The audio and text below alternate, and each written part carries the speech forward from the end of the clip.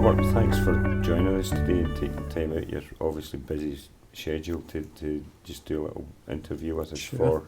with kids. You choose to live and work in Glasgow. What is it that attracts you to Glasgow and keeps you here? Because obviously you could live anywhere. Yeah, that's a good question. Why am I here? I guess, I mean, I have been fortunate. I've worked in, I suppose starting from the beginning, in my early 20s, when I was first getting involved with acting. I wanted to get out as quickly as I could, I couldn't wait to get away. And but the more I've travelled abroad and the more places that I've worked abroad, different countries, the more you think, actually, it's not quite so bad back home, And I think what the main thing about that is it comes down to the people at the end of the day. Because the people, things change, economic things change, social, political moods change, but the people kind of pretty much remain the same. And that's very important to me. I'm very much a creature of habit. Right. And I like that. And I like the fact that I can walk down Byres Road, Argyle Street, Sauchiehall Street, and people go, "How you doing, Robert?" And that's about it. I mean, there's no more than that. People want an odd photograph or an autograph, which talk to anybody, sign anything for anybody, and the warmth that I feel for people, particularly as the years are gone by, nearly ripe old age of 50 now. It's still a lovely thing, So it's genuinely home. It's genuine. It's genuinely home for me, and I think people, the Glaswegians, if I can talk for Glaswegians, I think they see me as one of theirs, most definitely. And even though I've been away, they know I always come back. And I think that's why I always get a nice welcome. Do you have happy memories of your childhood? Can you maybe tell us the worst and best memories you have of your childhood? My childhood can be pretty much split into two distinct halves. I've talked about this before with people, and I'm actually in the process of compiling some kind of book in actual fact, but it's going to be a spoken book, audio thing. And I talk about it being darkness and light in actual fact. Right. Because in the dark part of my life was the early part. My mother left my father and me when I was 4.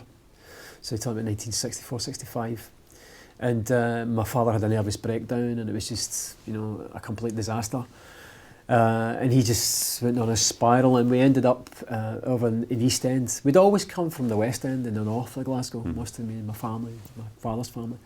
But we ended up in the East End, just in the shadow of Parkhead, in fact. I think it's Eglinton Street or something like that. And that was harder than hard. I mean, that was, I can put it into small pieces, or I can talk about it in long chunks, but I've survived certain weeks on custard made with water, Right.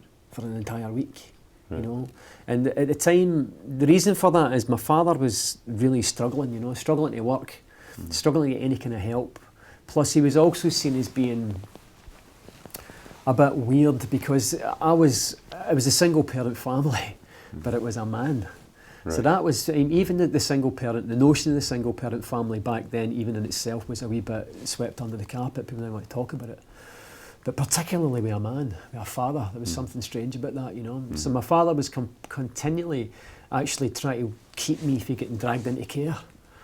And I can't imagine what would have happened to me or what I'd have became if my dad had let me go. But he was saying no, because their point, I suppose, to speak for them was, well, look at the conditions you're living in. My dad's point was, but he's with me, he's, at least she's left, at least he's got me, So it was tremendously difficult from the age of 4 right up to about, say, 8 years old. That 5-year period was as hard and as tough as anything I can remember. Raking through the bins and stuff like that. But there used to this be thing that's Brook Bond tea had an orange label. I don't know if you ever remember this. It had a stamp on it. And these wee stamps, if you collected these stamps on a card, you needed about 100 of them.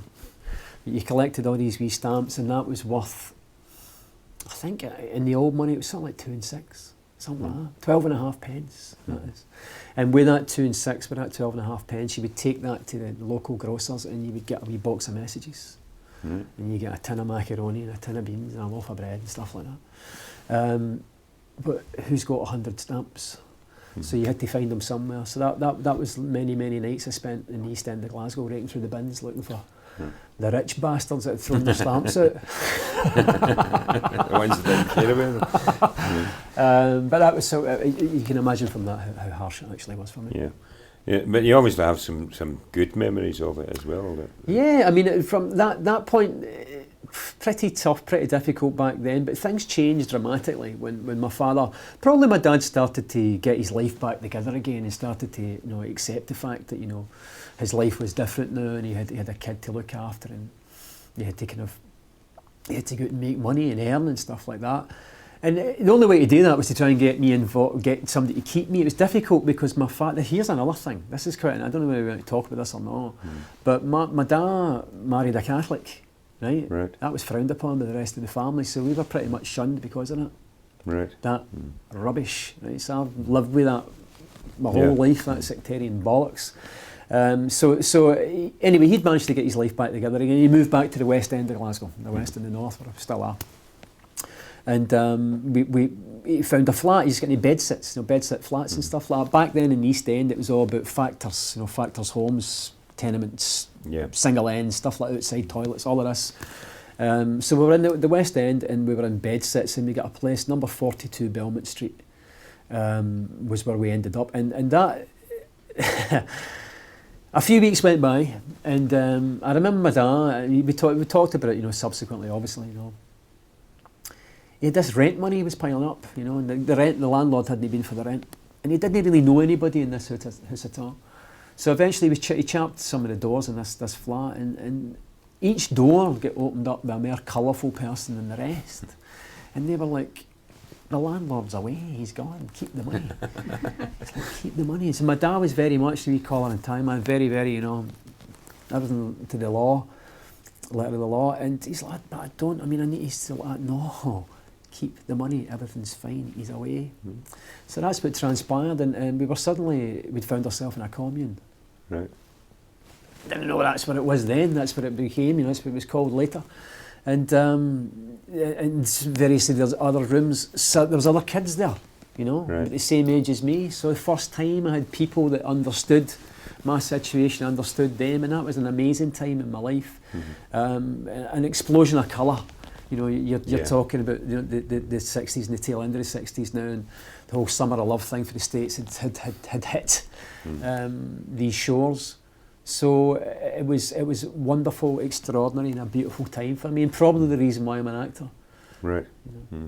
You've touched on there the fact that it made a big difference when other kids were around. Was there any support like the With Kids organisation at that time? Out with the family, was there any support? There was absolutely nothing like that. Nothing like that. I mean, my dad would have found it if had it been there. There was absolutely nothing. The only thing I remember at the time was the BB, the Boys Brigade. And that was, I guess they were trying to instill some kind of discipline into this rabble. You know what I mean? They would, you would play football on the Saturday, but the thing I hated about it was you had to go to Sunday service. You know what I mean? And that was the deal breaker for me. So eventually I kind of went away for the BB. But there was nothing else. There was no organisations like With Kids. There was nothing there that was there to support or to help or to give you opportunity in any way. You were just left to go on with it.